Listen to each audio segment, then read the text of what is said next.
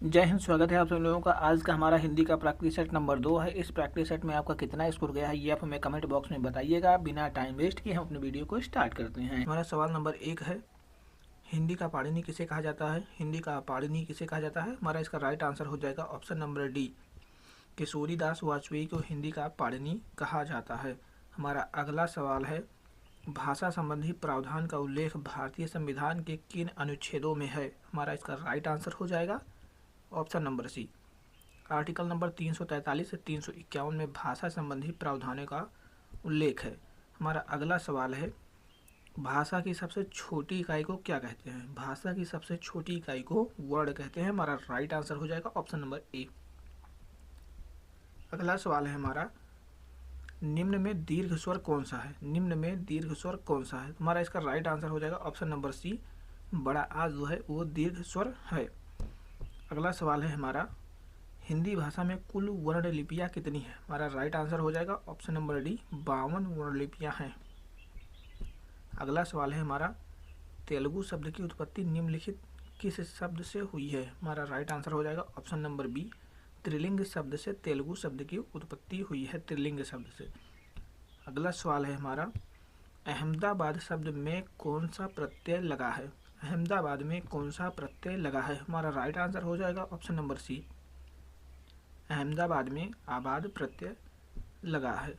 हमारा अगला सवाल है, पांडव शब्द में इनमें से प्रयुक्त प्रत्यय है? पांडव में कौन सा प्रत्यय है? हमारा इसका राइट आंसर हो जाएगा option number B, option number B, Pandava में छोटा आ प्रत्यय लगा है। अगला सवाल है हमारा, प्रादेशिक शब्द में कौन सा प्रत्यय है? प्रादेशिक शब्द में कौन सा प्रत्यय है? प्रादेशिक में एक प्रत्यय है। हमारा इसका राइट आंसर हो जाएगा ऑप्शन नंबर बी।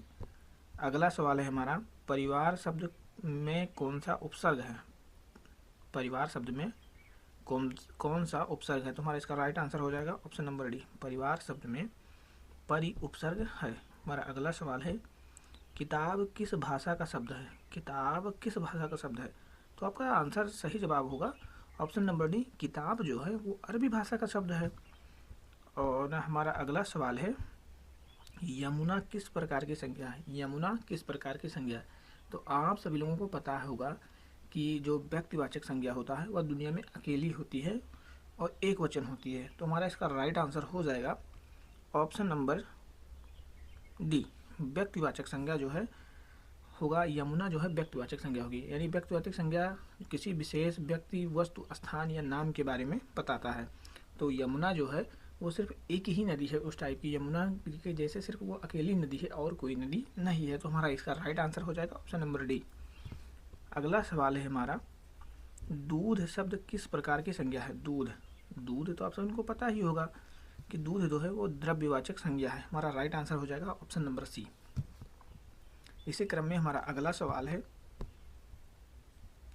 संज्ञा शब्द कावेरी का भेद क्या है? संज्ञा शब्द कावेरी का भेद क्या है? तो आपका राइट आंसर हो जाएगा, इसमें भी व्यक्तिवाचक संज्ञा होगा। कावेरी शब्द जो है, कावेरी एक नदी का नाम है।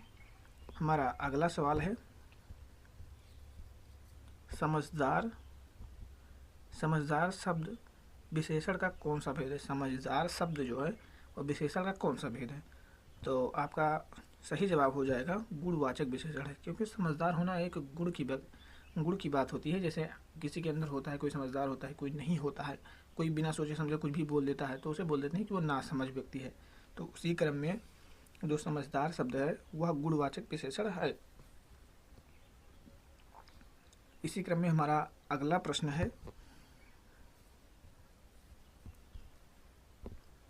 मैंने अपना घर मटमैले रंग का रंगवाया है। मैंने अपना घर मटमैले रंग का रंगवाया है।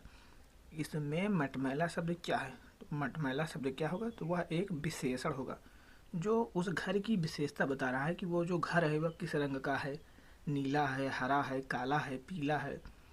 तो उसी क्रम में उसने मटमैले रंग का अपना घर रंगवाया है, तो वह उस घर की विशेषता हो जाएगा मटमैला रंग।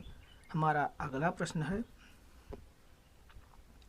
जिस संज्ञा या सर्वनाम की विशेषता बताई जाए वह कहलाता है? ऑप्शन नंबर डी इसका राइट आंसर हो जाएगा, विशेष से कहलाता है। जो किसी विशेष व्यक्ति की बारे में बताता है उसे विशेष से कहते हैं। अगला सवाल है हमारा 25 रुपये दीजिए वाक्य में विशेषण पहचाने। 25 रुपये दीजिए वाक्य में विशेषण पहचाने। हमारा इसका राइट आंसर हो जाएगा ऑप्शन नंबर डी, निश्चित संख्यावाचक विशेषण, क्योंकि 25 रुपये जो है वो निश्चित राशि है। अगर इसी में सवा, डेढ़, पौने होता तो यहाँ पे अनिश्चित राशि हो जाती, अनिश्चित संख्यावाचक हो जाता। हमारा इसका राइट आंसर हो जाएगा। हमारा नेक्स्ट सवाल है, देखने की इच्छा के लिए इनमें से प्रयुक्त शब्द कौन सा है। देखने की इच्छा के लिए हमारा इसका राइट आंसर हो जाएगा ऑप्शन नंबर सी, दिदृक्षा। हमारा इसका राइट आंसर हो जाएगा। अगला सवाल है हमारा, जिसकी उत्पत्ति स्वभागवत ना हो, स्वभागत ना हो, इस वाक्यांश के लिए शब्द कौन सा है। तो हमारा इसका राइट आंसर हो जाएगा कृत्रिम। जिसकी उत्पत्ति स्वभागत ना हो मतलब वह कृत्रिम रूप से उत्पन्न हुआ हो, तुम्हारा राइट आंसर हो जाएगा ऑप्शन नंबर बी, कृत्रिम हो जाएगा।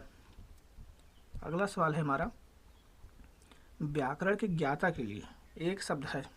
हमारा इसका राइट आंसर हो जाएगा ऑप्शन नंबर डी, व्याकरणी। व्याकरण के ज्ञाता के लिए एक शब्द, यानी ये मुहावरे लोकोक्तियों की बात कर रहा है कि एक शब्द के लिए उसे क्या कहेंगे। एक शब्द में व्याकरण के ज्ञाता के लिए एक शब्द क्या है, तो व्याकरणी हो जाएगा। अगला सवाल है हमारा, उत्तराधिकार में प्राप्त संपत्ति के लिए एक शब्द है।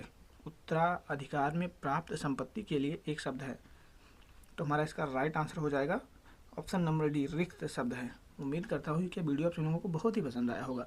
अगर इस वीडियो में आप सभी लोगों को थोड़ी सी इन्फॉर्मेटिव जानकारी अगर लगी हो तो अपने दोस्तों के साथ शेयर करना और इसे एक लाइक ज़रूर करना। इसी क्रम में हमारा अगला सवाल है, बुरे भाव से की गई संधि को क्या कहते हैं। इस क्वेश्चन का जवाब आप हमें कमेंट बॉक्स में दीजिएगा। और यह वीडियो आप लोगों को कैसा लगा इसका आप हमें रिव्यू दीजिएगा। और इस प्रैक्टिस सेट में आपका कितना स्कोर गया है ये आप हमें कमेंट बॉक्स में ज़रूर बताइएगा।